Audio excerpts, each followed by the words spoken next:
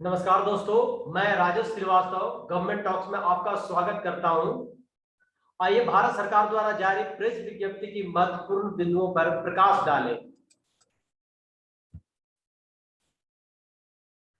राष्ट्रपति सचिवालय से राष्ट्रपति ने defence services staff college Wellington के 77वें स्टाफ कोर्स के छात्र अधिकारियों को संबोधित किया। उपराष्ट्रपति सचिवालय से उपराष्ट्रपति ने अनाथ बच्चों के कल्याण के लिए कानून को प्रभावी रूप से लागू करने की बात की। उन्होंने कहा, मेरे मन में अनाथ बच्चों के प्रति एक नरम भाव है। उपराष्ट्रपति को केंद्रीय महिला एवं बाल विकास मंत्री श्रीमती स्मृति ईरानी ने अनाथ बच्चों के कल्याण हेतु उठाए गए विभिन्न पहलों के संदर्भ में जानकारी प्रदान की। प्रधानमंत्री कार्यालय से प्रधानमंत्री ने राज्य के कुछ हिस्सों में बाढ़ की स्थिति पर पश्चिम बंगाल के मुख्यमंत्री से बातचीत की। उन्होंने कहा कि केंद्र सरकार मध्य प्रदेश के भारी बारिश तथा बाढ़ से प्रभावित क्षेत्रों में लोगों की सहायता के लिए राज्य सरकार के साथ निकटतापूर्वक काम कर रही है। उन्होंने आगे कहा कि टोक्यो ओलंपिक 2020 में बॉक्सिंग के कांस्य पदक जीतने पर लवलीना बोरगोहेन को बधाई दी। प्रधानमंत्री 5 अगस्त को उत्तर प्रदेश में प्रधानमंत्री गरीब कल्याण अन्न योजना के लाभार्थियों से वीडियो कॉन्फ्रेंसिंग के द्वारा बातचीत करेंगे। उन्होंने कहा कि महिला हॉकी टीम ने दृढ़ संकल्प के साथ खेला और उत्कृष्ट कौशल का प्रदर्शन किया। मंत्रिमंडल से कैबिनेट ने फास्ट ट्रैक विशेष न्यायालय के लिए केंद्र प्रायोजित योजना को अगले 2 वर्ष तक जारी रखने की मंजूरी दी। इस योजना में 389 विशेष पॉक्सो न्यायालयों सहित 1023 फास्ट ट्रैक विशेष न्यायालय FTSC कार्य करते रहेंगे। इस योजना में कुल 1572 करोड़ 86 लाख रुपए की परिव्यय में केंद्र हिस्से के रूप में 971 करोड़ 70 लाख रुपए और राज्य के हिस्से में 601 करोड़ 16 लाख रुपए की धनराशि निर्धारित की गई है। केंद्रीय हिस्से की धनराशि निर्भया फंड से उपलब्ध कराई जाएगी। फास्ट ट्रैक विशेष न्यायालय यौन अपराधों के पीड़ितों के लिए त्वरित न्याय की समर्पित अदालतें हैं और यौन अपराधियों के खिलाफ निवारक ढांचे को मजबूत करती है। कैबिनेट ने अनुसंधान में आपसी सहयोग के लिए भारतीय अंतरिक्ष विज्ञान एवं प्रौद्योगिकी संस्थान और Delft university of technology TU Delft Netherland के बीच हस्ताक्षरित सहमति पत्र MOU को मंजूरी दी। अंतरिक्ष विभाग से कैबिनेट ने अनुसंधान में आपसी सहयोग के लिए भारतीय अंतरिक्ष विज्ञान एवं प्रौद्योगिकी संस्थान और Delft university of technology TU Delft Netherland से हस्ताक्षरित सहमति पत्र को मंजूरी दी। नागरिक उड्डयन मंत्रालय से पूर्वोत्तर भारत के साथ हवाई संपर्क को मजबूत करने में एक नया मुकाम हासिल। उड़ान योजना के तहत इम्फाल शिलांग मार्ग पर पहली सीधी उड़ान संचालन को हरी झंडी। उड़ान योजना के तहत अब तक 361 मार्ग का संचालन।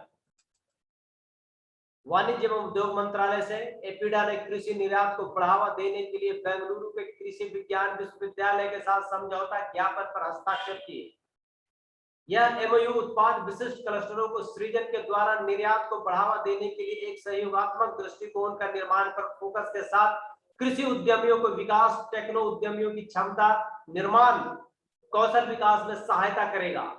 इस सहयोग से फॉरवर्ड एवं बैकवर्ड लिंकेज के सुदृढ़ीकरण, अंतरराष्ट्रीय प्रदर्शनियों तथा मेलों में भागीदारी और ब्रांडिंग तथा मार्केटिंग में भी सहायता मिलेगी।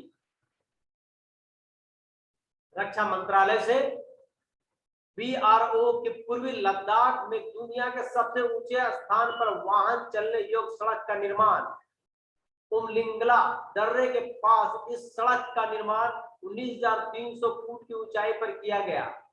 बोलिविया के 18,953 फुट की ऊंचाई पर सड़क निर्माण के रिकॉर्ड को तोड़ दिया है। उमलिंगला पास अब एक ब्लैक टॉप सड़क से जुड़ गया है। इससे लद्दाख में सामाजिक आर्थिक स्थिति में सुधार होगा और पर्यटन को बढ़ावा मिलेगा। स्वदेशी विमान वाहक पोत ISCP-71 विक्रांत के समुद्री परीक्षणों की शुरुआत।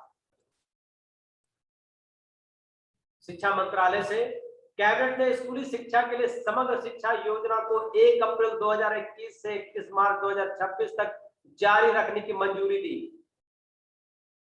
इसमें 2,94,283 करोड़ 4 लाख रुपए का वित्तीय परिव्यय होगा, जिसमें 1,85,398 करोड़ 32 लाख रुपए का केंद्रीय हिस्सा शामिल है।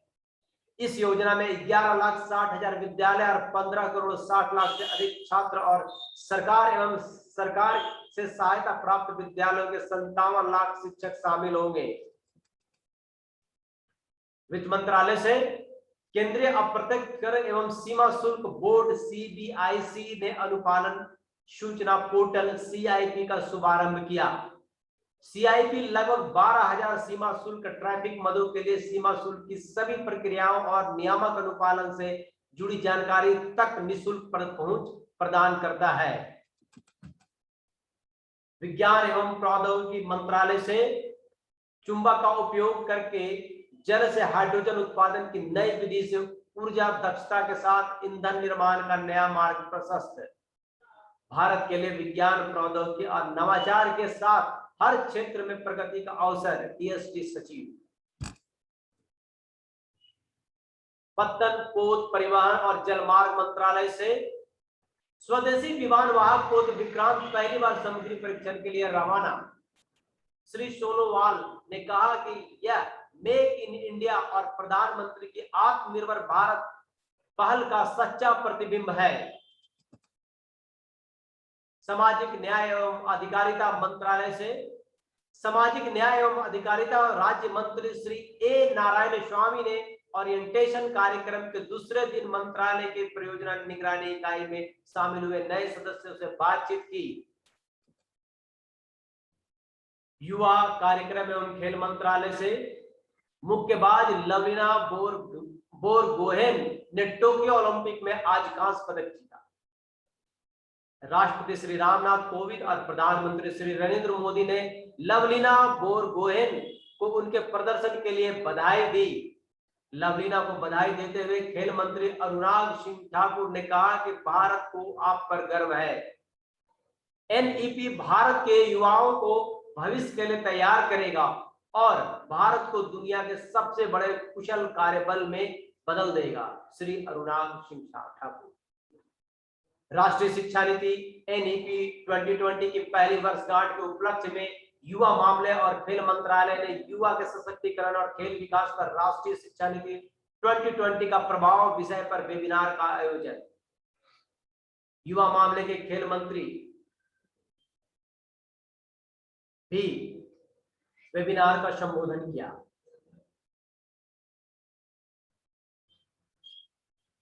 भारत सरकार के प्रधान वैज्ञानिक सलाहकार कार्यालय से भारत सरकार के प्रधान वैज्ञानिक सलाहकार ने बिहार के बक्सर में एक विकेंद्रीकृत जैव चिकित्सा अपशिष्ट भट्टी का वर्चुअल उद्घाटन किया। तो धन्यवाद दोस्तों, हमारे साथ बने रहिए गवर्नमेंट टॉक्स में। धन्यवाद।